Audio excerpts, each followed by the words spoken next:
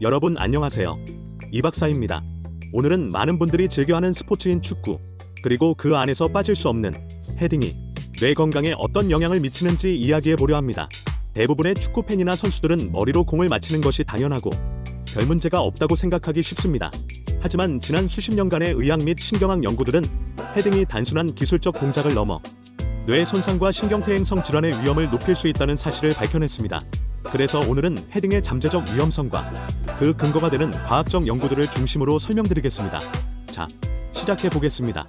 인간의 뇌는 약 1.3kg 무게로 두개골과 뇌척수액에 의해 보호받지만 반복적이고 누적된 충격에는 매우 취약합니다. 특히 헤딩처럼 수십 년간 반복되는 작은 충격은 다음과 같은 손상을 유발할 수 있습니다. 첫째, 백질 손상으로 인해 신경섬유가 늘어나거나 미세 파열이 생겨 신호 전달 효율이 떨어지게 됩니다. 둘째, 회백질 기능 저하로 인해 뉴런이 밀집한 피질 영역이 대사적 스트레스를 받아 인지 기능이 약화됩니다. 셋째, 혈관 손상으로 인해 미세 혈관 장벽이 약화되어 염증 반응 및 만성적 손상이 유발됩니다. 이러한 손상들은 시간이 지남에 따라 다양한 문제를 야기합니다. 우선 단기적으로는 경기력 저하가 나타납니다.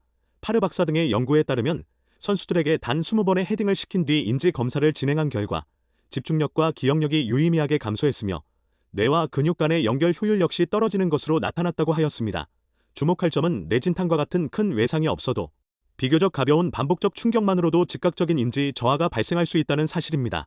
특히 경기 도중 선수들은 이러한 변화를 자각하지 못한 채 순간적인 판단력, 반응 속도, 집중력이 떨어지게 되고 이는 곧 경기력 저하는 물론 부상 위험 증가로 이어질 수 있습니다.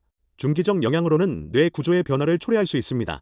이와 관련하여 콜롬비아 대학교의 립튼 박사 연구팀은 2시즌 동안 선수들을 추적 관찰한 결과 헤딩을 많이 한 선수 그룹에서 확산 텐서 영상 즉 DTI를 통해 뇌 백질 손상이 확인되었으며 실제로 언어 기억력과 학습 능력의 저하가 관찰되었다고 하였습니다. 덧붙여 이러한 변화는 경미한 외상성 뇌손상 환자들에게서 나타나는 양상과 매우 유사했다고 하였습니다. 장기적 영향으로는 신경퇴행성 질환을 유발할 수 있습니다.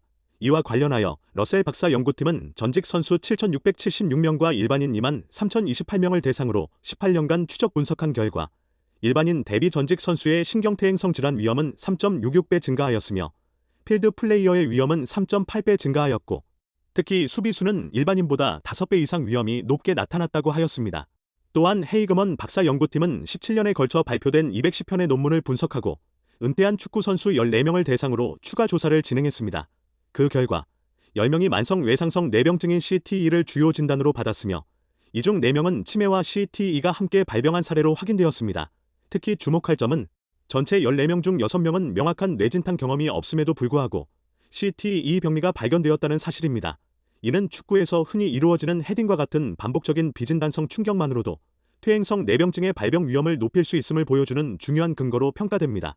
더불어 수잠 박사 연구팀은 평균 24년간 프로선수로 활동한 이들을 분석한 결과 50대 초반부터 기억력 저하와 집중력 저하 같은 치매 증상이 나타나는 것을 확인했습니다. 임상적으로는 알츠하이머병이 의심되었지만 펫스캔 검사에서는 알츠하이머의 주요 특징인 아밀로이드 플라크가 발견되지 않았습니다. 그러나 사망 후 뇌 부검에서 심한 단계의 CTE 소견이 확인되었고 이는 알츠하이머가 아니라 반복적인 머리 충격, 특히 축구에서의 헤딩 누적이 원인일 가능성을 보여주는 결과입니다. 즉, 반복적 헤딩만으로도 CTE가 발병할 수 있으며 임상적으로는 알츠하이머와 유사하게 보이더라도 실제 병리학적으로는 전혀 다른 질환일 수 있다는 점을 중요한 시사점으로 제시하고 있습니다. 실제 축구 선수의 사례를 살펴보겠습니다. 먼저 제프 아스틀은 잉글랜드 축구 국가대표 공격수 출신으로 2002년 1월 19일 향년 59세에 사망했습니다. 부검 결과 반복적인 헤딩으로 인한 뇌 손상, 즉 CTE가 확인되었으며 부검을 담당한 신경병리학자 데릭 롭슨 박사는 그의 뇌가 복서와 유사하다며 반복적 외상이 사망 원인으로 판단된다고 밝혔습니다. 그리고 이를 근거로 법의관은 그의 사망을 산업재해로 공식 기록했습니다. 또한 앨런 자비스는 웨일스 국가대표로 2019년에 사망했습니다. 2014년 그가 정체불명의 치매 진단을 받자 그의 가족 측은 반복적인 헤딩으로 인한 CTE 가능성을 제기했습니다. 그리고 그가 사망 후 2020년 부검 조사 결과 장기병력과의 연관성 검토를 통해 헤딩이 원인이 된 직업병으로 인정되어 산업재해로 기록되었습니다. 이러한 사례들은 헤딩이 단순한 경기 기술이 아니라 생명을 위협할 수 있는 누적 외상임을 입증해주고 있습니다. 이에 따라 축구 관련 단체들은 헤딩의 문제점을 인식하고 점차 규제를 도입하기 시작했습니다.